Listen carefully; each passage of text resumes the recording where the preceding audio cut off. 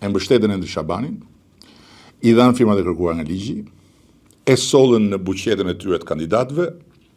ku për hir të vërtetës, ky zotria ishte i vetmi me një sy me sa qorrave të ububushëm. Dhe sa po panë që ne, që thamë që është në kryet herës,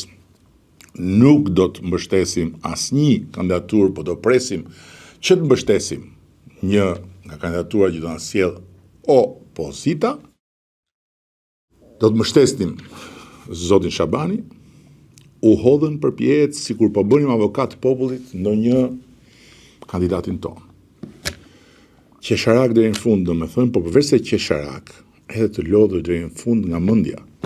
që nuk u nxjerr dhe nuk u nxjerr mësimin se me pahir dhe me budallëk,